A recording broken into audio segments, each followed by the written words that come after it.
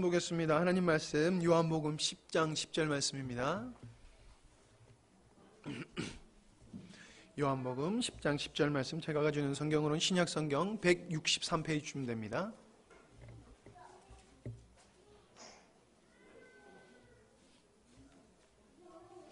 요한복음 10장 10절 우리 한 목소리로 읽도록 하겠습니다. 시작. 도둑이 오는 것은 도둑질하고 죽이고 멸망시키려는 것뿐이요 내가 온 것은 양으로 생명을 얻게 하고 더 풍성히 얻게 하려는 것이라. 아멘. 이 시간 성가대의 찬양. 미혹받지 않는 지혜, 이런 제목으로 말씀을 나누려고 합니다. 우리가 이렇게 자연을 보면은 자연은 참 평화로워요. 거기에 무질서가 없고 오직 질서 속에서 더함도 모자람도 없는 평화를 이렇게 자연이 누리고 있는 걸 보게 됩니다. 만물의 영장이라고 하는 인간들 세계 속에서만이 악이 존재해요. 자연 속에 악이 존재합니까? 자연 속에 악이 존재하지 않아요. 근데 인간에게만 악이 존재해요. 사람이 살고 있는 인류에는 이 악죄 때문에 많은 사람들이 불행해하고 힘들어하는 게 현실이지 않습니까? 사실 먹고 사는 문제가 아니라 우리가 살아가면서 우리 삶 속에서 겪게 되어지는 많은 갈등, 고민, 아픔, 이런 고통은 어디서 오느냐 하면은 죄라고 하는, 악이라고 하는 데서 발생한다 라고 하는 것을 우리는 알게 되지요. 근데 사람들은 이 악이라고 하는 것이 언제부터 어떻게 존재하게 되었는가, 이것에 대해서 별 생각을 안 해요. 그냥 있으니까 있는 거지 그렇게 그냥 당연시하고 넘어갑니다. 우리가 불행한 것은 환경이 나빠서가 아니라 우리들의 마음의 악함 때문에 사람들이 불행한 요소를 만들어내고 또 만족하지 못해서 실망하고 좌절하고 낙담하는 것이 있거든요. 우리의 마음속에 탐욕이라고 하는 이것을 채울 길이 없어요. 왜 인간은 이렇게 탐욕스러울까? 자기밖에 모를까? 자기 만족밖에 모를까? 이것이 불행의 요소라고 하는 것도 모르고 불행의 요소라고 하는 걸 안다 할지라도 이게 언제 어떻게 생겼고 이걸 어떻게 극복해야 되느냐, 이런 거에 관심이 없어요. 그냥 사람들은 열심히 살면 행복할 줄 압니다. 그리고 성공, 소위 말해서 돈 벌어 성공하고 권세를 얻어서 성공하면 행복할 줄 압니다. 자기가 하고 싶은 일을 하면서 살 수 있으면 행복할 줄 알고 그렇게 그냥 살아갑니다. 근데 우리 앞서서도 그렇게 살아왔고 지금도 우리가 그렇게 살고 있지만은 정말로 그렇게 살아보니까는 인생이 행복합니까? 우리가 살고 있는 사회가 갈수록 경찰이 없어도 괜찮고 교도소가 없어도 괜찮고 정치하는 사람이 없어도 우리가 그냥 잘 살아갈 수 있는 그런 사회로 발전합니까? 대학은 엄청나게 많아지고 온 국민의 학력 수준이 거의 평균이 대학 이상이잖아요. 그렇게 교육을 받는데도, 그렇게 풍요로운 삶을 살고 있음에도 불구하고 사람들은 아이들을 학교까지 데려다 줘야 되고 학교에서 데려오지 아니하면 불안해서 살 수가 없어요. 아이들이 밤에 내보내면 불안해서 돌아올 때까지 평안을 유지할 수가 없어요. 하나님이 인류를 만드셔서 인류가 등장할 때 함께 등장한 존재가 사탄이지요. 이 사탄은 인류의 시조인 아담을 거짓말로 미혹해가지고 그가 하나님을 의심케 하고 하나님을 부정함으로 말미암아 결국 인간은 타락의 길로 들어서게 됐다고 하는 것을 우리는 알고 있습니다. 그걸 인정하든지 안 하든지 성경은 그렇게 말하고 있고 우리는 그걸 믿을 수밖에 없어요. 왜? 그 말씀이 사실이기 때문에. 우리들의 삶 속에서 나타나는 모든 현상들을 명확하게 성경이 우리에게 설명하고 있기 때문에 부정할 길이 없어요. 저는 아담의 불행이 어디에 있느냐? 무지에 있다고 봅니다. 두 가지 무지예요. 하나님이 어떤 분인지, 자기를 만드신 하나님이 누군지를 몰랐어요. 그리고 자기를 미혹하는 사단의 존재가 어떤 존재인지는 그는 의심하지도 않았고 몰랐어요. 신뢰해야 할 하나님을 모르다 보니 하나님을 의심하게 됐고, 경계하여야 하고 멀리하여야 할, 상종하지 말아야 할 사단을과 같이 지내고 그를 신뢰함으로 그의 거짓말에 속아서 결국 아담은 범죄의 길로 들어서게 됐고 불행의 시초를 낳았다라고 하는 것을 우리는 알 수가 있습니다. 하나님은 아담에게 축복을 줬지만은 그 아담은 하나님의 말씀에 순종한 것이 아니라 사단의 거짓말을 선택하고 사단의 거짓을 추종함으로 말미암아 하나님이 주셨던 축복을 상실하게 됐다는 거예요. 제가 가만히 생각해 보니까 많은 분들이 하나님의 은혜와 축복을 사모해요. 근데 가만히 보니까 아니더라고요. 우리는 지금 하나님의 은혜가 필요한 게 아니라 하나님이 주신 은혜를 잘 보존하고 유지하는 게 필요하더라고요. 그죠? 예. 병원에 가서 고치는 거? 고침받고 나면 참 좋지요. 예, 몸살만 나도 얼마나 힘듭니까? 감기가 걸려서 코만 막혀도 얼마나 힘듭니까? 막혔던 코 뚫리고 아팠던 몸이 안 아프면 얼마나 좋아요. 근데 그보다 더 좋은 게 뭐예요? 애초에 코가 안 막히는 게 더 좋은 거예요. 지금 그냥 코 뚫려 있는 코와 같이 그냥 이대로 가는 게 좋은 거예요. 하나님은 이미 우리에게 그냥 모든 걸 완벽하게 주셨지만은 인간이 거짓에 속어서 아담이 그렇듯이 지금도 많은 사람들이 거짓말에 속어 거짓을 따라 살다가 건강을 잃어버리고 가정을 잃어버리고 아름다운 삶을 상실하는 현상들을 우리가 보게 되더라라고 하는 겁니다. 사람들은 내가 누리고 있는 것에 대해서는 그 가치를 잘 몰라요. 다시 말씀드리지만 내가 호흡을 하고 있다는 걸 인식하며 사는 사람이 어디 있습니까? 예? 코가 막혀봐야지 내가 호흡을 하고 살고 있다는 걸 인식을 하지요. 이미 내가 하나님께 받고 있는 사랑이 얼마나 큰지를 사람들은 잘 모르는 것 같아요. 오늘 하은이가 실습을 가가지고 안 와서 제가 편하게 얘기합니다만은 우리 하은이가 이거 아마 안 들을 거예요, 그죠? 5살 때 우리 집에 와가지고 지금 이제 22살이 되지 않았습니까? 여러분 알다시피 옛날에 하은이는 참 힘들었어요. 근데 지금 하은이는 얼마나 이쁜지 몰라요. 그런데 얘가 그렇게 이쁘게 바뀌어진 그때가 언젠가 내가 가만히 생각해 보면 걔가 고백은 안 했지만은 온 가족의 사랑을 의심 없이 그 사랑을 진리를 알고 그 사랑을 그대로 받아들였을 때, 그때나 지금이나 저는 데리고 올 때나 지금이나 동일하게 사랑하고 있거든요. 근데 그 사랑을 그는 어떤 이유에서든지 인정하지 않았고 받아들이질 않았어요. 그러다 보니까는 내가 베푸는 사랑이 그에게는 의미가 없던 거예요. 내가 베푸는 사랑으로 그가 행복을 느끼지를 못했어요. 그런데 이제 아빠의 사랑을, 가정의 사랑을 확인하고 그 의미를 깨달은 후로부터는 가족이 있다는 것에 대해서 얼마나 행복해하고 집에 와가지고 우리 집이 좋아, 우리 집이 최고야 그러면서 좋아하고 가족들과 대화하고 기뻐하고 이러는 모습을 보면서 과거의 사랑이나 지금의 사랑이나 동일한 사랑인데 그때는 그 사랑의 가치를 모르다 보니까 사랑을 받으면서도 행복하지 못했어요. 이제는 사랑의 의미를 깨달으니까는 얼마나 행복한지 몰라요. 그렇구나. 우리가 하나님의 사랑을 받고 있으면서도 이 사랑의 의미를 깨닫지 못할 때에는 하나님의 사랑의 의미가 별로 없어요. 하나님의 사랑이 나에게 은혜와 축복인 줄 몰라요. 하나님의 은혜와 사랑을 깨달을 때에 비로소 우리의 삶은 바뀌어지는 거예요.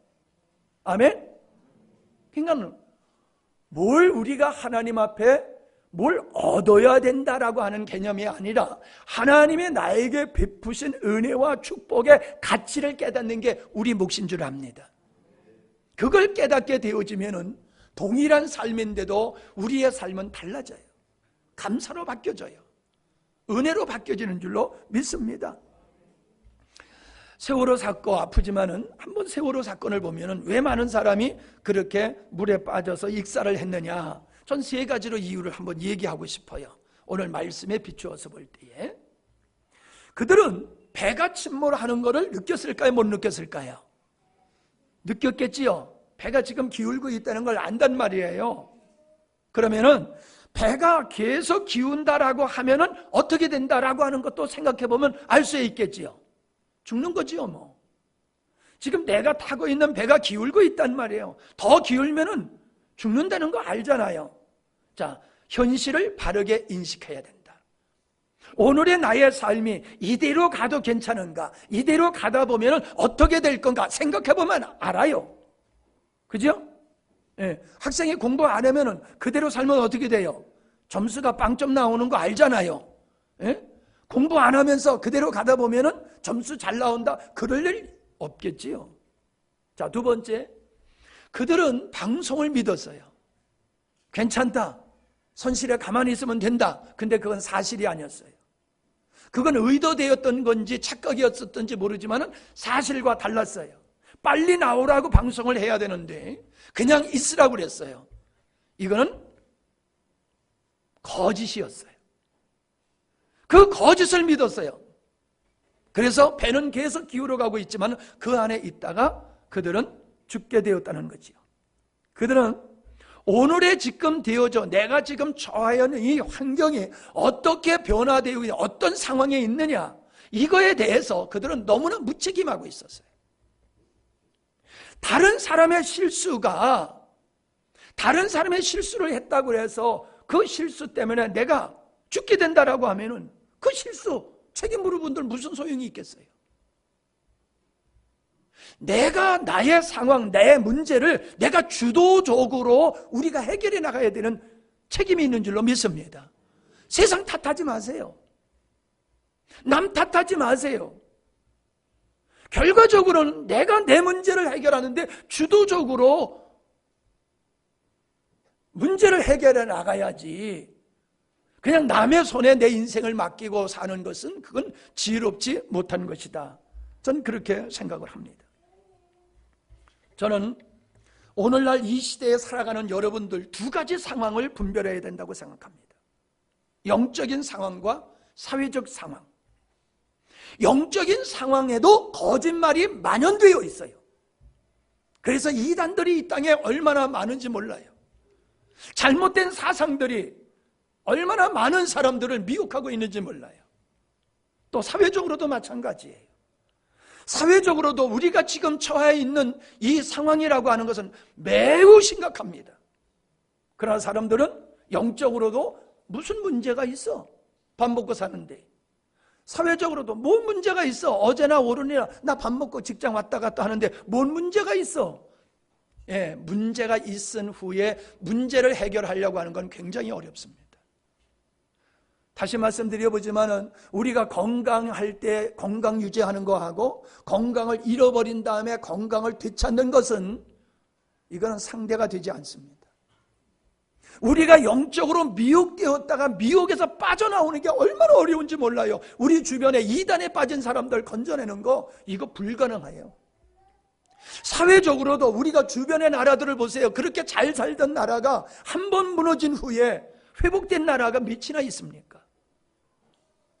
나라가 한 번 흔들리고 나라가 무너지면 그 나라를 다시 찾는다. 일제한테 뺏겼던 그 주권을 회복하는데 얼마나 많은 사람이 힘들었습니까? 전쟁 6.25가 전쟁 났을 때에 이 나라를 전쟁이 안 나게 했으면 얼마나 좋겠어요. 전쟁에 나가지고 전쟁을 이기느라고 얼마나 많은 사람이 죽어야 했습니까? 여러분, 문제가 배가 침몰해서 내가 죽어가면서 문제로구나 인식하는 건 바보예요.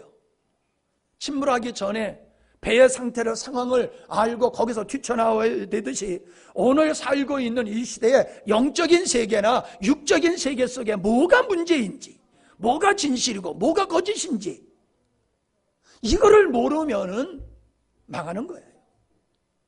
아담이 다른 사람이 아니에요. 우리가 진리와 거짓을 분별하지 못하고 고른 것이 하필이면 거짓말을 내가 선택하게 되면 우리는 거짓의 종이 되어서 우리 인생은 불행하게 될 수밖에 없다라고 하는 겁니다. 우리가 무엇을 선택한다라고 하는 데 있어서는 반드시 바른 정보가 필요하다는 거예요. 올바른 정보, 확실한 정보, 이것에 의해서 우리는 분별해야 된다라고 하는 겁니다. 자, 옆에 사람이 은혜 받도록 도와주셔야 돼요. 옆에 사람이 은혜 받나 안 받나 좀 챙겨가면서 은혜를 받으세요. 이 세상은 선과 악이, 진실과 거짓이 공존하여 있다는 거예요. 근데 여러분, 밭에 가라지가 알곡과 함께 있을 때에 그걸 분별할 수 있는 것은 전문가나 알아봐요. 여러분 그렇잖아요. 여기서 잔디밭에서 풀 뽑자 하면 맨날 물어. 해마다 물어봐. 어떤 게 풀이에요? 네, 다 풀이야. 네, 다 풀이지. 근데 어떤 게 잡초냐, 잔디 외에 어떤 게 잡초인지 그걸 몰라요. 가르쳐줘도 몰라요. 제가 어렸을 때야 우리 아버님이 야 피살이 가자. 그럼 모판에 가서 피살이를 하는데 우리 아버님은 이게 피라고 그러면서 뽑아내는데 난 그게 그거 같고 이게 그거 같고 난 모르겠어요. 다 같은 벼야. 근데 우리 아버님 눈에는 피, 그게 정확하게 보여요. 그러니까 쪽쪽 뽑아내는 거예요. 여러분, 그만한 지식이 있기 때문에 눈에 보이는 거예요. 볼 수 있는 전문가가 됐기 때문에 거짓이 보이는 거예요. 우리가 진리로 무장하지 아니하면 세상에 거짓이 판별이 안 돼요. 내 안에 진리가 없으면 다 똑같이 보여요. 왜? 모습만 비슷하니까. 속은 들여다볼 수 없으니까. 우리에게 실수함이 없는 인생을 살아가는 비결은 진리와 거짓을 분별하는 능력이 있어야 된다라고 하는 겁니다. 그리고 힘들지만은 손해볼지 모르지만은 결단이 있어야 돼요. 진리를 선택하는 결단. 편하게 되기 위해서 거짓을 선택하기보다는 힘들고 어렵고 손해를 보지만은 진리를 선택하는 이 결단이 우리의 인생을 불행으로부터 건져낸다라고 하는 것입니다. 진실은 특징이 뭐냐 하면 속이는 게 없어요. 근데 죄와 악은 특징이 뭐냐? 속이는 게 본질이에요. 근데 그냥 속이지 않지요. 진리를 가장해서 포장해서 속이기 때문에 사람들은 겉만 보면 몰라요. 그래서 성경에서 뭐라고 그랬어요? 양의 탈을 쓴 일이다 그랬단 말이에요. 탈만 보면 다 양이야. 근데 탈을 벗겨보니까는 그 속에 일이가 있더란 말이죠. 우리는 겉을 보고 판단하면 안 돼요. 그 사람이 말하는 것만 보고 판단하면 안 돼요. 어떤 의도로 말하고 있는지, 본심이 뭔지, 내용이 뭔지, 그 사람의 마음을 먼저 읽고 그 사람의 이야기를 들으면 그 말의 의미를 알게 돼요. 이 사람이 지금 어떤 목적으로 나와 대화를 하고, 이 사람이 지금 나에게 어떤 말이 진실이고 거짓인가가 그게 분별이 된다는 거예요. 그래서 우리는 이 땅에 거짓에 속지 아니하고 진리 위에 살아가는 이 일을 위해서 우리가 분별력이 있어야 되는데, 첫째는 하나님을 알면은 거짓의 사단의 거짓말을 분별할 수 있어요. 하나님을 알면은 세상에 잘못되어 가는 것이 왜 잘못된 것인지, 신앙생활도 어떻게 하는 게 바르게 하는 거고 어떻게 하는 게 잘못하는 것인지를 알게 되어 있어요. 하나님을 바로 알게 되어집니다. 근데 불행하게도 많은 사람이 하나님을 믿는다고 하지만은 내가 믿는 하나님이 어떤 분인지를 잘 몰라요. 다시 말씀드립니다만 우리가 하나님을 안다라고 하는 것은 하나님의 인격, 즉 하나님의 성품을 알아야 돼요. 하나님의 성품은 사랑이에요. 하나님의 성품은 거룩함이에요. 하나님의 성품은 의로우심이에요. 지금 별로 은혜가 안 되지요. 예, 그건 뭐 큰 은혜가 안 돼요. 왜냐하면 내가 밥 먹고 사는데 별 의미가 없으니까. 근데 이것이 우리가 거짓에 미혹되지 않은 데 있어서는 너무너무 중요하고 우리 인생의 기초를 놓는 데 있어서는 필수적인 요소예요. 우리는 그 하나님의 인격을 알아야 되고 하나님의 창조의 목적을 알아야 되고 하나님의 창조하신 창조의 목적을 어떻게 이루어 가시느냐라고 하는 경륜을 우리가 알아야지 돼요. 그래야지 우리는 마귀의 세상의 거짓말이 무엇인지를 우리는 분별해낼 수 있다라고 하는 겁니다. 제가 가만히 요즘 말씀을 묵상하면서 생각해 볼 때에 많은 사람들이 하나님은 사랑이라고 하지만은 하나님의 사랑에 대해서 온전히 아는 사람이 많지는 않다. 사실 우리가 하나님을 안다라고 하는 것은 하나님의 사랑의 깊이를 더 알아가는 거예요. 하나님을 알아간다는 것은 하나님의 사랑이 어떠한 걸 점점 그 깊이를 더하여 알아가는 게 하나님을 알아가는 거예요. 그리고 하나님의 창조의 목적이 선언적인 것이 아니라 그 하나님의 창조의 목적이 내 인생의 비전이 되어서 살아가는 사람은 하나님을 아는 사람이에요. 근데 하나님의 창조의 목적을 선언적으로만 알고 있고 나의 삶과는 전혀 상관없는 것은 하나님을 모르기 때문에 그러는 거예요. 우리는 하나님에 의해서 피조된 존재이고 하나님의 목적에 의해서 우리가 이 땅에 태어난 우리의 삶은 결국 나를 이 땅에 있게 하시고 나를 하나님의 자녀로 삼으신 그분의 목적에서 위배된 모든 삶은 이거는 하나님이 인정하지 않는 삶이에요. 아무리 내가 행복하고 아무리 내가 만족할지 모르지만 우리가 마지막 주님 앞에 섰을 때는 너는 나와 상관없는 인생을 살았어. 제가 예배드렸는데요, 신앙생활 했는데요, 그래 넌 신앙조차도 너를 위해서 한 것이기 때문에 그건 나와 상관없어 라고 한다는 사실을 우리가 기억해야 될 줄 믿습니다. 이걸 가볍게 여기서는 절대로 안 돼요. 하나님 사랑이다. 여러분, 우리는 그냥 사랑이다 라고 하면은 여인끼리 서로 사랑하는 에르스적 사랑을 사랑의 전부로 알고 있는 사람들이 많아요. 혹은 부모님의 사랑을 받으며 살았기 때문에 부모님의 나를 사랑한 이 스토케라고 하는 이 사랑만이 가장 고상한 거로 사람이 생각을 해요. 우정을 나누는 사랑, 필레아, 이것이 우리의 삶을 아름답게 만들어가는 거다, 그렇게 생각을 해요. 근데 하나님의 사랑은 어떤 사랑이냐? 조건 없는 사랑이에요. 무한대의 사랑이에요. 여러분, 이런 사랑은 이 세상에 없어요. 하나님의 사랑은 무한대 사랑, 조건 없는 사랑, 절대적인 사랑. 아멘? 누구 사랑이? 하나님의 사랑이. 우리는 하나님이 나를 사랑한다, 우리를 사랑한다고 할 때는 인간끼리 나누는 사랑으로 생각하면 안 돼요. 인간의 사랑은 변질이에요. 온전하지 않아요. 그러나 하나님의 사랑은 변함이 없어요. 영원한 사랑이에요. 할렐루야.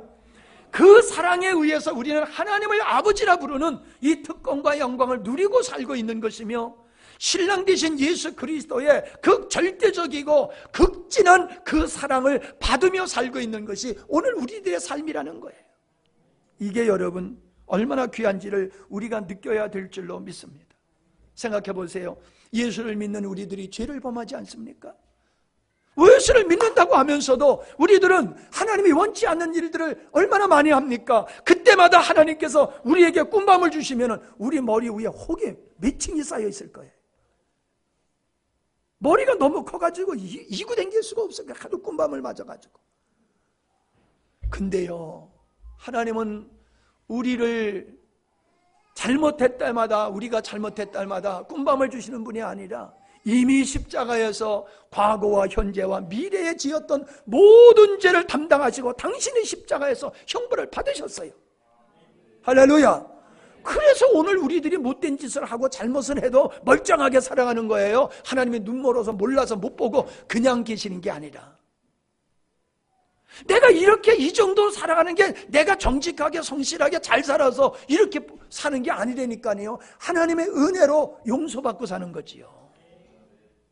우리가 이런 은혜를 누리고 살면서도 몰라요. 하나님은 믿지 않는 자들에게도 동일하게 일반 은총을 줘요. 저 태양의 빛 얼마나 좋습니까? 믿는 사람에게만 줍니까? 안 믿는 사람도 모든 혜택을 누리도록 하나님은 동일하게 은혜 주시잖아요. 성경에 보면 예수님의 재림하신다고 그랬는데 왜 이렇게 늦어집니까? 라고 하니까는 할 수만 있으면 한 사람이라도 빨리 구원받게 하기 위해서. 네, 왜 내가 이 땅에 오면은 그때는 심판이야.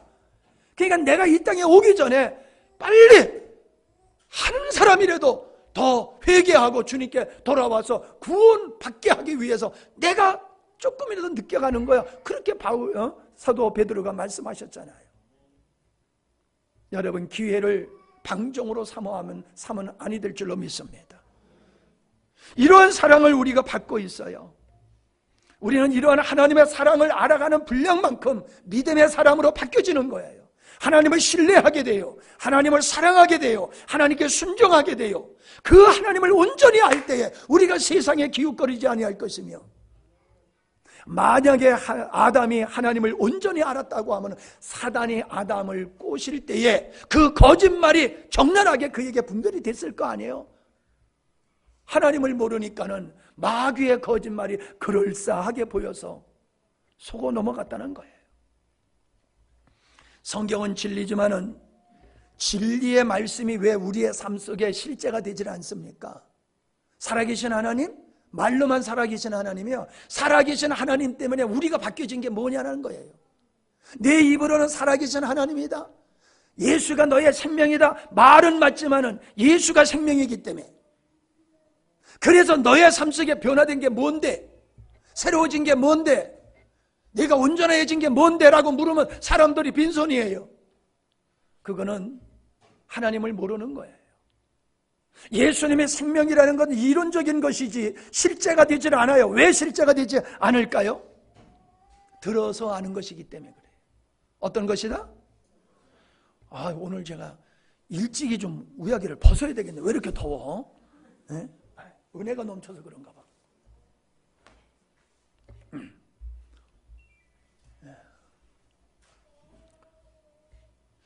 여러분, 마치 이와 같아요.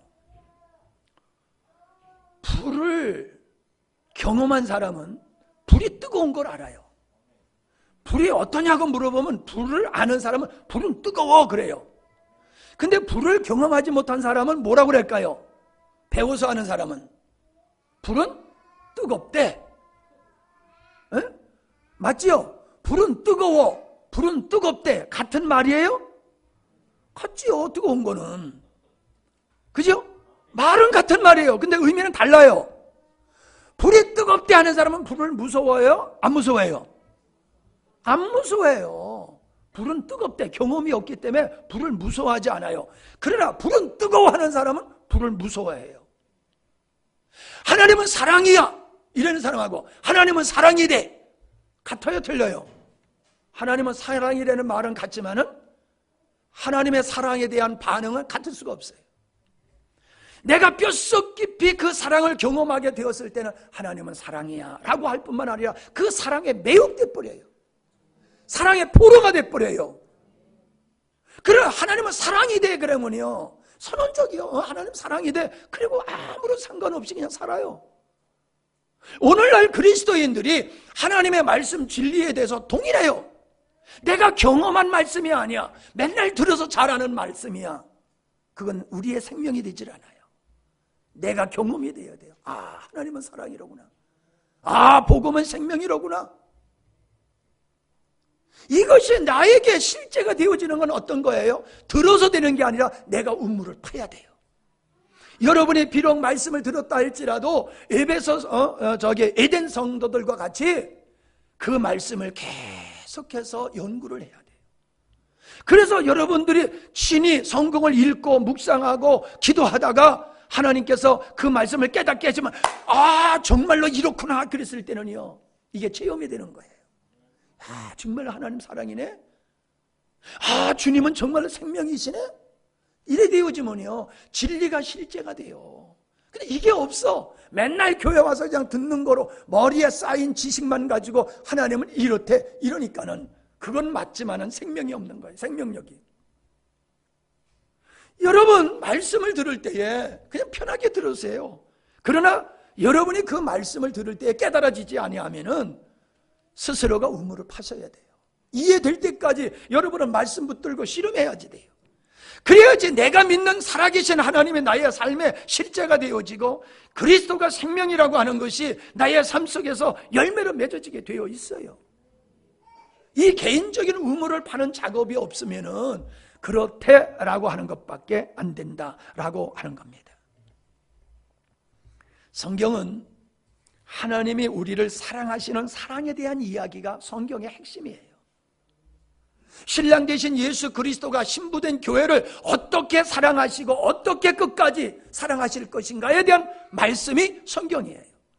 우리가 성경을 읽으면서 하나님의 사랑에 대해서 발견하지 못한다라고 하면 수박 겉핥기지요. 의미를 알아야 돼요. 글씨만 읽어가지고는 안 돼요. 사건을 통해서 그 사건의 본질이 뭐냐를 알아야 되잖아요. 그냥 뉴스를 통해 가지고 그냥 어떤 일이 있었다고 하는 것만 들으면은 우리는 그 사건을 제대로 이해를 못한단 말이에요. 왜 그런 일이 발생을 했는지 원인을 우리는 알아야 된단 말이에요. 원인을 알아야 돼요. 야, 세상 무섭다. 이러고 끝나면 안 돼요. 왜 사람들이 이렇게 악해지는 거지? 원인을 찾아야지. 오늘은 오후 예배가 없지요. 예? 그리고 이제 울산에서도 오셨잖아. 예, 그러니까 이제 오늘 하여튼 마음 잡고 이제 설교할 거예요, 오늘은. 예, 그냥 힘든 사람 가시오. 예. 자, 그래서 사단의 속임수. 사단이 인간을, 하나님의 사랑하는 인간을 미혹해가지고 범죄케 함으로 하나님의 축복을 상실하고 인생을 불행하게 만들어버리는, 심지어는 그들의 영혼까지 도적질하는 사단의 수법을 우리는 알아야 돼요. 자, 첫 번째, 하나님을 진리이신 하나님을 알아야지 마귀의 거짓말을 분별할 수 있는 능력을 갖게 된다. 이걸 말씀드렸고, 두 번째는 그럼 사단의 전략, 사단이 우리를 속이는 거짓말의 전략이 뭐냐, 요거를 말씀을 드리려고 그래요. 첫째, 마귀를 가리켜서 주님은 속이는 자다, 거짓말의 압이다, 이렇게 말씀하셨어요. 거짓말의 시초가 마귀로부터 시작됐다는 거예요. 그러니까 거짓말 잘하는 사람은 어떤 사람이요? 마귀와 친한 사람이야. 거짓말을 못하는 사람은 어떤 사람이야? 하나님과 가까운 사람이에요. 여러분의 입에서 거짓말이 툭툭툭툭 튀어나온다라고 하면은 예배당에 앉아 있어도 여러분은 마귀하고 가까운 사람이에요. 근데 거짓말을 하려고 해도 입에서 안 나와. 그런 사람은 하나님과 가까운 사람이에요. 할렐루야. 나는 여러분은 몰라도 여러분은 아실 거 아니야. 그리고 하나님은 아세요, 여러분. 에? 어떻게 폼 잡고 앉아 있어도 너는 입만 열면 거짓말이잖아. 우리 주변에 보세요. 입만 열면 거짓말 안 하는 사람이 얼마나 많습니까? 가장 의롭다고 하면서 입만 열면 거짓말 안 하는 사람들, 많은 사람을 많이 속여서 자기의 목적을 이루려고 하는 경제적인 사범들, 정치꾼들, 심지어 안에 교회 안에서도 하나님의 말씀을 가지고 거짓말로 성도들을 미혹해서 자기 목적을 이루려고 하는 사람들이 이 땅에 있다는 사실입니다. 거짓말은 아름답게 보이는 거예요. 마귀는 뿔난 모습으로, 사단은 뿔난 모습으로 우리에게 도전하지 않아요. 뱀과 같이 아주 소리 없이 와요. 그 모습은 장밋빛과 같이 아름다워요. 그러나 그 속을 보면은 독이 있고 가시가 있어요. 우리는 거짓을 분별해야지 됩니다. 이건 하나님을 알면은 거짓을 분별할 수 있다고 그랬어요. 거짓은 항상 진리로 포장한다고 하는 거. 두 번째, 사단의 전략은 뭐냐? 우리의 부패한 성품을 자극시켜요. 인간 아담의 타락한 근본이 내가 하나님같이 되리라 라고 하는 것이었잖아요. 그래서 내가 하나님과 같이 영광을 받겠다, 내가 하나님과 같이 내가 기준이 되어서 악을 내가 선언하고 내가 선이라고 하는 선을 쫓아서 살겠다, 그리고 내 영광을 위해서 나는 힘을 길러야 하고 능력을 배양해야 되고 많은 걸 소유해서 많은 사람을 지배하려고 하는 이런 구조가 타락의 원인이었다. 세상 나라를 살아가는 사람들의 삶의 원리가 거기 있다. 예, 많이 들으셔서 처음 듣는 분은 어려우실지 모르지만 많이 들으신 여러분들은 이해가 금방 되실 거예요. 세상 나라를 만들어가는 원리는 자기가 힘을 가지고 그 힘으로 세상을 지배하고 다스리고 책임져 나가는 삶이 세상 사람들이 살아가는 삶의 원리예요. 자, 그렇기 때문에 사람들은 긍정적인 걸 굉장히 좋아해요. 내가 할 수 있어. 너는 모든 걸 할 수 있어. 자꾸 우리 육을, 옛사람을 부추기고 강화시키는 것을 진리로 여기고 있습니다. 마귀가 이걸 잘 알기 때문에 예수님까지 넘어뜨리려고 할 때에 돌을 떡덩이로 만들어 먹어라. 성전에서 뛰어내려라. 그러면 네가 안 다칠 것인데 천사가 와서 받쳐서, 그러면 네가 모든 사람의 영광을 받을 것이 아니냐. 내게 절하라. 그러면 천하만국을 내가 너에게 주겠다. 사람들은 모든 것을 누리는 왕적인 삶을 살아가고 싶어하는 그 타락한 성향을 부추기는 거예요. 부추기는 거. 그래서 사람들은 성경적인 말씀은 별로 안 좋아하고 세상적인 그런 원리로 말씀을 하면 사람들이 잘 받아들여요. 이게 사단의 작전이다라고 하는 겁니다. 한번 보세요. 여러분이 과거에 술, 담배, 다른 건 좀 그렇고, 그걸 예로 보십시다. 담배 피는 게 좋아요, 나빠요? 나쁘다는 걸 알아요, 몰라요? 알지요? 담배를 피는 게 건강에 나쁘다는 거 알아요. 그거 모르고 피는 사람 없어요. 근데 왜 못 끌어요? 달콤하거든요.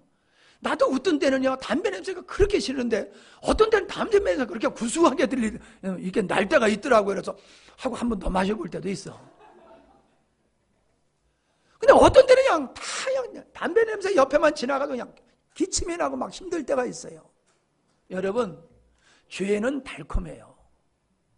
죄가 달콤하니까 아닌 줄 알면서도 계속 그걸 행하는 거예요.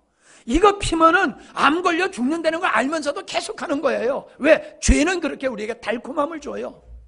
그래서 사람들이 그거를 마약과 같아가지고 끊지를 못하는 거지요. 사단은 그걸 알아요. 그래서 계속 우리의 부패한 성향을 자극시켜서 부패한 마음 성향을 따라 살도록 그렇게 우리를 미혹하고 있다라고 하는 거예요. 세 번째가 제가 더 강력하게 여러분에게 드리고자 하는 말씀입니다. 사람들의 마음을 길짝밭같이 만들어버려요. 그러면 딱딱한 길가니까는 씨앗을 뿌려도 안 들어가잖아요. 사람의 마음을 그냥 길짝밭같이 그냥 굳은 마음, 패악한 마음으로 굳게 해놓으면 진리가 그들에게 안 들어가게 돼 있어요. 그래서 여러분, 어린 아이들은 마음이 그래도 굳어지지 않기 때문에 아이들에게는 말씀이 잘 들어가요. 근데 인생을 조금 살았다고 까보는 청소년 시절만 돼도 애들이 말씀을 잘 안 들어요. 왜? 잘못된 것이 벌써 들어와가지고 그의 마음을 많이 굳어지게 했기 때문에. 그래서 장성해서 예수를 믿기는 얼마나 힘든지 몰라요. 왜? 인생을 산 것만큼 마음에 굳어졌기 때문에 예수를 나이 많아서 믿는다는 건 너무너무 힘든 거예요. 근데 어떻게 사단이 사람의 마음을 길가로 만드냐라고 하면요, 마음에 잘못된 프레임을 심어놓는 거예요. 한번 보세요. 신앙을 못 갖게 되는 원인은요, 사람들은 이런 걸 믿고 있어요. 사람은 죽으면 그만이야. 이미 벌써 사람은 죽으면 그만이야 라고 하는 생각으로 그런 프레임에 씌워져 있는 사람은 예수 믿고 천국 가 그러면 죽으면 그만인데 무슨 천국이 있냐? 탁 튀어버리는 거예요. 이게 들어가지를 않아요. 자, 사람들은 교회를 혐오 집단으로 여겨요. 혐오 시설 들어오면 싫어하잖아요. 예를 들어서 화장터가 우리 마을에 들어온다 그러면 유치하려고 하는 사람 어디 있겠어요? 혐오 시설은 사람들이 싫어하잖아요. 세상이 언론을 가지고 교회를 자꾸 잘못된 것, 교회에 잘못된 거, 부끄러운 거, 이런 걸 갖다가 침소봉대시켜가지고 교회를 완전히 혐오스러운 집단으로 만들어버리는 거예요. 그러니까 저 사람 교회 나가 그러면은 좋게 보는 게 아니라 혐오스러운 사람들, 자비값밖에 모르는 사람들, 고집불통, 그런 생각을 갖고 받아들이지 못하게 하는 거죠. 개독교 그러잖아요. 개독교. 기독교는 잘 몰라. 그래도 개독교는 잘 알아. 왜? 개독교라고 하는 혐오스러운 말을 씌워놔 버리니까는 내용은 어떠하든지 그냥 그 소리만 듣고 그냥 오해를 해버리게 되는 것이다. 기독교로 개종하면 망한다. 조상도 모르는 종교다. 이러한 프레임을 씌워가지고 젊은이들로 하여금, 사람들로 하여금 진리를 원천적으로 진리로부터 차단하는 것이 사단의 전략이다라고 하는 것을 우리가 알 수 있어요. 다수는 옳은 거야. 큰 것은 좋은 거야. 이게 진리가 아니잖아요. 근데 사람들은 이미 그렇게 프레임에 씌워져 가지고 모두가 옳다고 하면 그걸 옳다고 그냥 믿어버려요. 그러니까 조작이 나오는 거잖아요. 조작. 왜? 사람들은 많다고 믿으면 그쪽으로 쏠리게 되어 있기 때문에 그런 거란 말이죠. 고린도전서 15장 24절에 보면 사단은 이 세상의 권세를 잡은 자들을 이용해서 영적인 것을 박해하는 이런 역사가 있음을 말씀하고 있어요.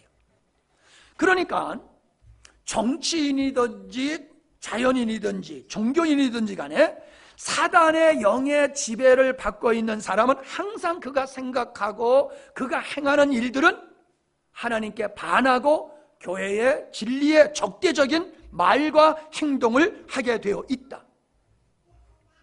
그것을 우리는 분별해낼 수 있어야 될 줄 믿습니다. 자, 망언. 그러면 어떤 느낌이 들어요? 누가 어떤 말을 하는데 저 사람 말이 옳다 그러다니지 말고 저건 망언이야 이러면 사람들이 그 사람이 하는 말이 진짜인지 가짜인지를 생각하려고 들지 않아요. 저건 망언이야 하고 누가 선포해 놓으면요, 이미 벌써 마음이 그 사람의 말은 망언으로 인식을 하는 이런 현상이 생기는 거예요. 친일. 그러면은 이 사람이 진짜 친일인지 친일이 아닌지 사람들은 생각을 안 해요. 저 사람 친일이래. 그러면 친일자로 그냥 보이는 거예요. 그래서 문창극 씨가 친일이 아님에도 불구하고 친일로 몰려가지고 총리 자리에 올랐다가 그냥 낙마를 해버리고 말았잖아요. 적폐. 그러면 어때요? 이건 무조건 깨부숴야 될 거야. 이런 생각을 사람들이 가지고 있습니다. 오늘날 우리들의 사회에서 이용되어지는 많은 사용되는 말들이 의도적으로 진리를 감춰버리고 사람들로 하여금 진리를 왜곡하도록 이런 언어의 프레임을 씌워가지고 사람들을, 대다수의 국민들을 잘못된 길로 끌고 가는 이런 세력들이 현존하고 있다는 거예요. 이것이 가장 이런 도구로 쓰임받는 게 언론이에요. 언론이 진실을 보도하지 않아요. 자기들의 입만 맞는 것만 보도하고 있고 국민이 알아야 될 건 말하지 않아요. 국민들의 귀와 눈을 막아버리고 있어요. 그러니까 일반인들이 진실을 모르니까는 자기들의 입맛에 맞는 것만 방영을 하다 보니까는 거짓말이 진짜인 줄 알고 따라간단 말이지. 현대인들은 생각을 깊이 하는 걸 매우 싫어해요. 생각을 깊이 해. 조금만 해보면은 금방 할 수 있어요. 근데 생각을 안 해요. 이걸 이용해가지고 그렇게 많은 사람들이 잘못된 길을 간다 하는 겁니다. 제가 이쪽 부분에 더 말씀을 준비했는데 여기까지만 하겠습니다. 우리는 과거에 기독교가 독립운동, 3.1운동에 주도적인 역할을 했다는 것을 잘 알고 있어요. 그분들이 믿음을 가진 사람들이었다는 걸 잘 알고 있어요. 우리는 그분들을 자랑스럽게 생각해요. 근데 보세요. 그분들은 망한 나라를 찾기 위해서 그렇게 수고했어요. 그럼 우리는 어떤 수고를 해야 돼요? 망하지 않도록 수고를 해야 됩니다. 이해가 되십니까? 망한 나라를 찾는 수고가 위대한 게 아니라 망하지 않도록 하는 일에 우리가 수고를 해야 돼요. 이 일을 어떻게 해야 됩니까? 우리가 진리 위에 서서 진리가 아닌 거짓들이 이 땅에 만연하는 그 거짓이 무엇인지를 우리는 세상에 폭로해야지 돼요. 그래서 사람들로 하여금 영적으로도 깨이고 사회적으로도 깨어서 진리를 선택하며 살아갈 수 있도록 하는 역할이 교회가 할 일이다라는 말씀을 드립니다. 그 다음에는 세상의 사조를 망가뜨려 가지고 사람들을 속이는 거예요. 우리가 계속 앞에 나눴지요. 계몽주의. 16세기, 18세기에 일어난 사람의 이성을 가장 귀한 것으로 여기고 인간을 신적인 존재로 여기는 사상이 그때서부터 발생을 해가지고 성경을 비판하고 하나님을 비판하는 이런 일들이 비로소 열리기 시작했어요. 그래서 해방신학도 나오고 자유주의 신학이 그때서부터 태동하게 된 거지요.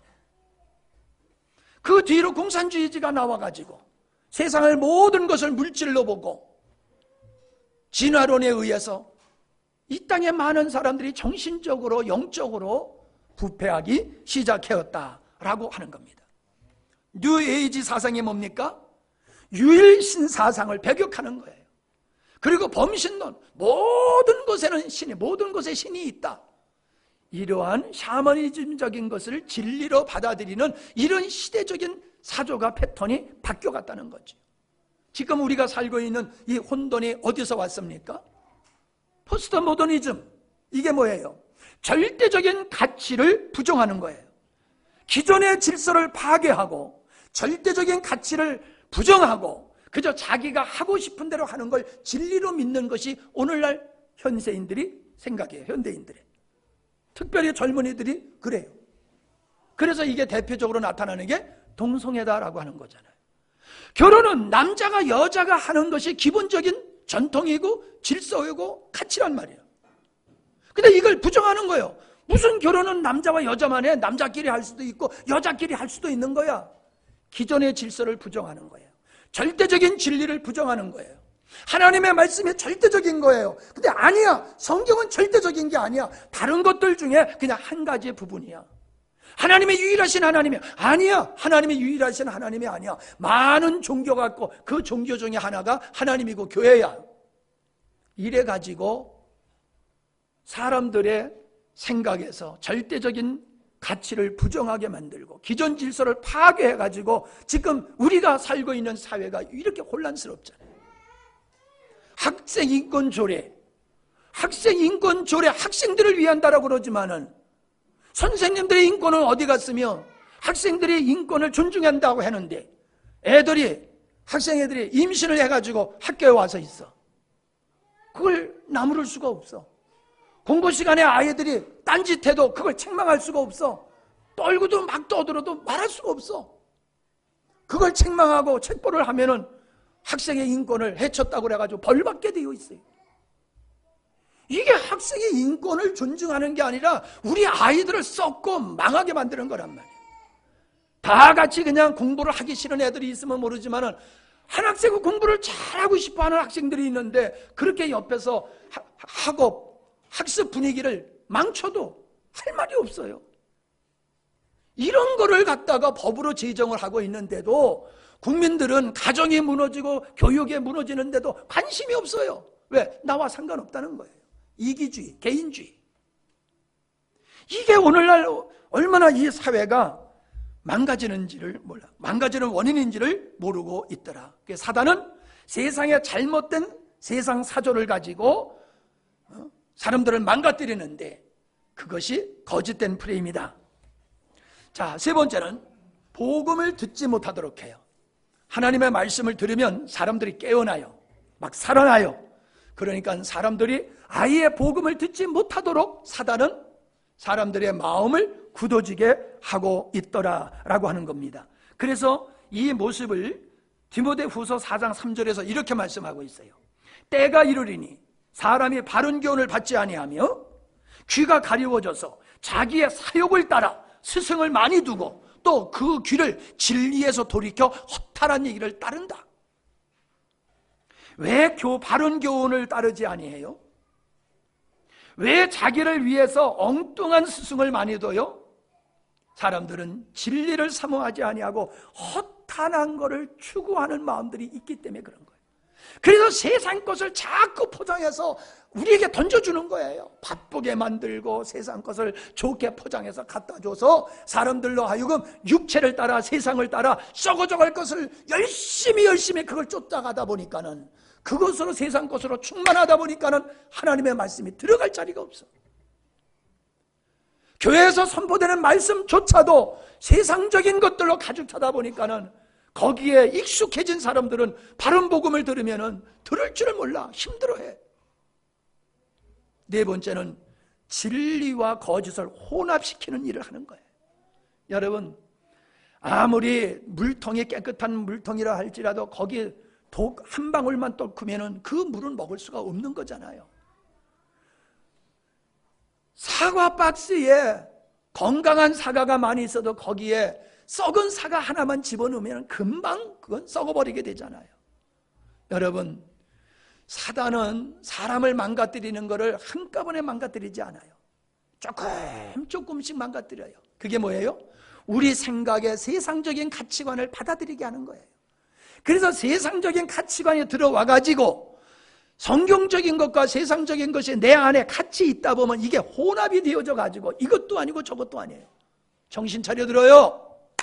예? 우리가 말씀의 은혜를 받는다는 게 뭐예요? 말씀을 통하여 성경적이지 않은 것들 뽑아내야 되는데 세상 것이 들어오는데도 분별하지 못하고 받아들여가지고 하나님도 좋다, 세상도 좋다, 좋은 게 좋은 거, 그게 사단의 전략이에요. 아니에요. 우리 주님 말씀하셨어요. 내가 이 땅에 평화를 주러 왔는 줄 아느냐? 전쟁케 하려 왔다. 부모와 자식이 싸움을 붙이러 왔다고 그랬어요. 우리는 진리 안에서 진리를 사수하느라고 우리는 미움도 받고 억울한 일도 당하게 돼 있어요. 좋은 게 아니에요. 좋은 것에 잘못된 것이 들어가 버리면 좋은 것이 부패하여 같이 썩어버리고 만다는 것입니다. 그래서 영과 육을, 복음과 율법을 하나로 믹서를 해가지고 이것도 아니고 저것도 아닌 힘이 없는 그리스도를 만들더라라고 하는 겁니다. 결론입니다. 왜 사탄은 사람을 이렇게 속이고 이렇게 넘어뜨리려고 하느냐라고 하면은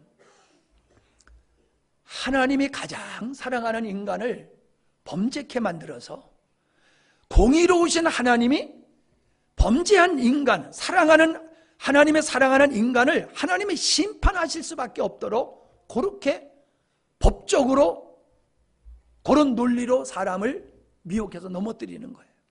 하나님은 공의로우신 하나님이기 때문에 불의를 결코 용납하실 수 없어요. 그러니까 하나님이 사랑하는 인간을 심판하실 수밖에 없을 거다, 이렇게 사단은 생각을 했는데 맞아요. 그래서 하나님은 당신이 인간이 되셔서 불의한 인간의 죄값을 당신이 받으시고 인간을 계속해서 사랑하시는 거예요. 이게 하나님의 사랑이고 이게 하나님의 지혜예요. 마귀는 하나님이 인간을 사랑하시는 하나님이 스스로 인간의 죄를 뒤집어 쓰고 대가를 지불하실 줄을 몰랐어요, 마귀는. 그런데 죄는 우리가 구원받은 후에 우리가 하나님을 등지고 살아가는 못된 생활들은 그것 때문에 지옥 가진 않지만은 하나님과의 친밀함은 깨뜨려버려요.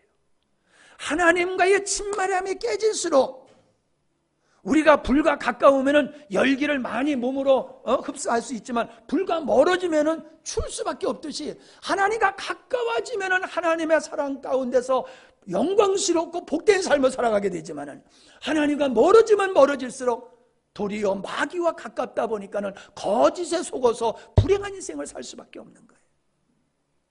그래서 마귀는 우리를 하나님으로부터 멀어지게 해서 하나님의 축복을 상실하게 되고 거짓에 속하여 살게 되므로 저주받는 불행한 삶을 살도록 우리를 그렇게 거짓으로 유혹하고 있다.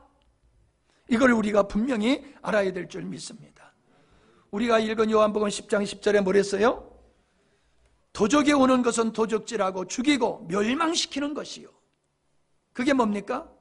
거짓을 쫓아 살게 되어지면 사람들은 하나님 앞에서 그렇게 불행한 존재가 된다는 거예요. 사단의 목적은 그거예요. 가문일설로 우리를 미혹해서 하나님의 그 은혜를 누리지 못하게 하나님이 우리에게 주신 것을 상실하도록 하는 것이 사단의 목적이다. 그러나 주님은 뭐라셨어요? 내가 온 것은 양으로 생명을 얻게 하고 풍성하게 하려 합니다.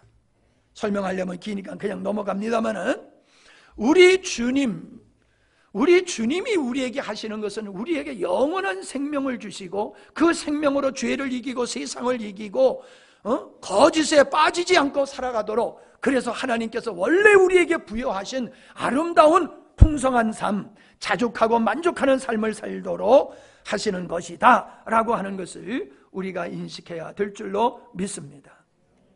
마지막으로 사단이 찾는 사람은 누구냐? 성경에 보니까는 우는 사자와 같이, 우는 사자가 먹잇감을 찾는 것과 같은 모습으로 삼킬자를 찾는다고 그랬어요. 마귀가 공격하는 대상이 있다는 거예요. 마귀가 공격하는 대상. 아이들이 집에 있는데 집에 있는 아이를 유괴하가는 유괴복무는 없어요. 거리에서 방황하는 아이들을 타켓으로 삼고 미혹하지요. 마찬가지입니다. 예수 그리스도 안에 진리 위에 서 있는 사람은 마귀가 건들지를 못해요. 깨어있는 사람은 마귀가 미혹을 할 수가 없어요. 금방 알아차리니까. 그런데 어떤 사람이 사탄의 밥이냐? 농담으로 얘기하면 예배 시간에 조는 사람이야. 말씀 들어야 할 시간에 말씀 듣지 않는 사람은 진리가 세워지질 않아요. 진리가 채워지질 않아.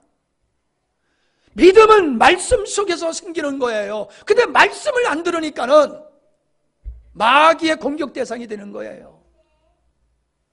아무리 머리가 좋아도 학교에 일주일에 5일씩 가야 되는데 3일씩만 가보세요. 걔 공부 잘할 수 있겠나?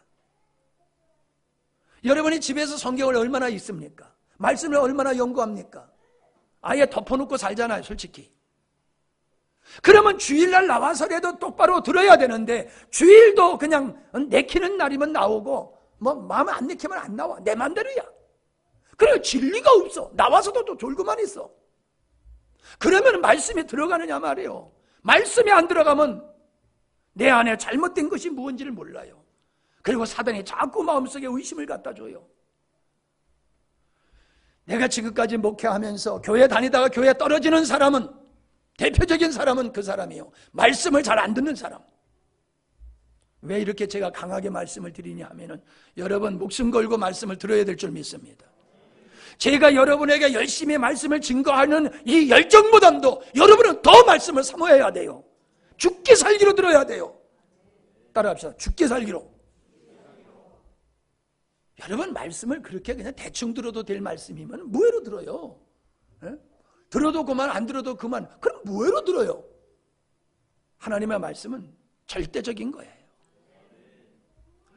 자, 무지한 자가 사단의 밥이다. 무지한 자가 사단의 미혹의 대상이다. 두 번째, 신령한 걸 쫓지 아니하고 육을 썩어져 갈 것을 쫓아가는 사람이 두 번째 사단의 공격 대상이다.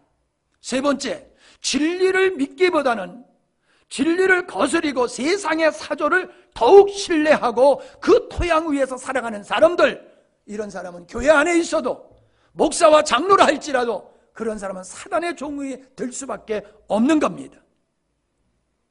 이러한 사람들은 영적으로 사단의 노예로, 그래서 죄의 종의 삶을 살아갈 수밖에 없습니다.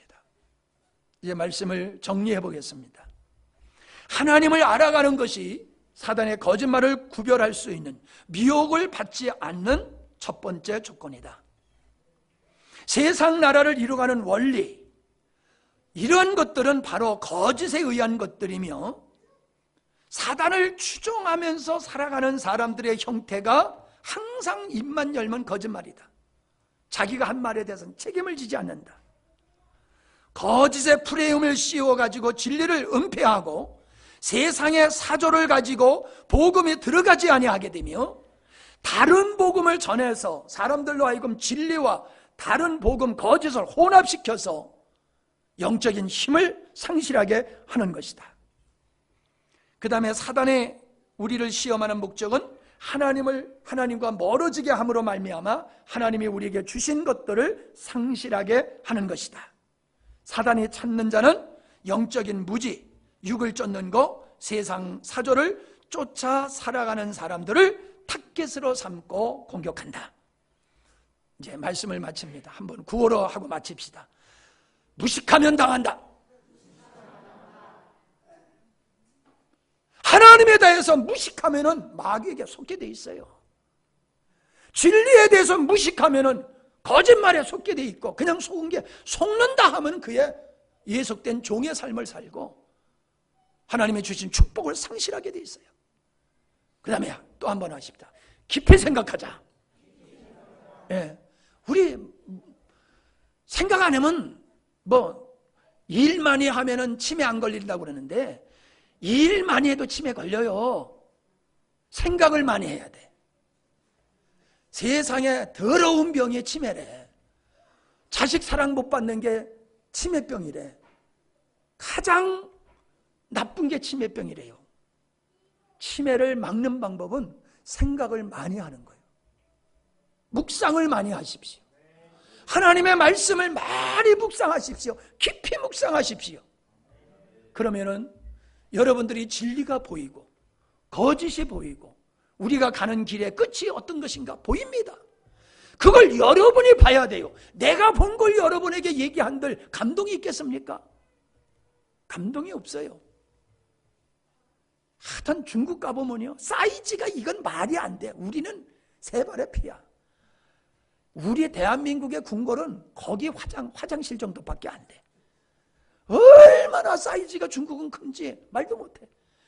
세상에 사람이 손으로 판 호수가 자연적으로 만드는 호수만큼 배를 타고 한 시간에 돌아도 못 돌 정도로 엄청나게 큰 어마어마한 호수를 만들어 놓고 거기서 배 띄우고 놀았더라고. 인간들이 많다 보니까 별짓을 다 했는데 저는 그걸 보면은 이 생각이 떠올라요. 와, 여러분 광야길 안 가봤잖아요. 덥대 그 정도잖아. 와, 광야길 한번 걸어보니까요 죽을 것 같아. 그러니까 광야하면 숨이 퍽 막혀버려. 나에게 있어서 그런 거예요. 여러분 듣는 것은 생명력이 없어요. 들어서는 실제가 안 돼요. 여러분이 깊이 묵상하면은 그 말씀이 여러분에게 실제가 될 줄로 믿습니다. 그래서 하나님의 살아계신 하나님, 생명이신 그리스도가 나를 온전케 만들고 우리의 삶을 풍성하게 만들고 복된 인생으로 만드는 줄로 믿습니다. 사람답게 살고 성도답게 사는 것은 이런 진리로 무장하고 거짓을 따르지 않을 때에 가능한 겁니다. 오늘 이 말씀을 듣는 모든 여러분들은 그냥 한 번 듣고 끝나지 마시고 정말로 오늘 들은 말씀을 여러분의 마음속에 간직하시고 실제가 되는 삶을 사시기를 바랍니다. 하나님 아버지 감사합니다. 주님이 우리에게 주신 것들은 무지무지 크고 많은데 우리가 거짓에 속아서 이 모든 걸 빼앗기고 상실하고 불행하게 살고 있습니다. 이제 우리가 하나님을 온전히 알아감으로 사단의 거짓을 분별하게 하시고 사단의 전략, 사단의 무엇으로 우리를 이 시대를 미혹하고 가고 있는지를 우리가 명확하게 인식함으로 말미암아 우리로 하여금 더 이상 마귀에게 속어서 죄의 종으로 살지 않게 하시고 우리의 인생과 우리의 영혼을 사단에게 도둑질 당하지 아니하도록 우리를 지켜 주시옵소서. 이를 위하여 우리가 깨어있게 하시고 진리를 깊이 묵상하는 습관이 있게 하여 주시옵시며 우리로 하여금 진리로 무장하는 무장된 전신갑주를 입은 성도들이 되게 하여 주시옵소서. 예수님의 이름으로 기도하옵나이다. 아멘.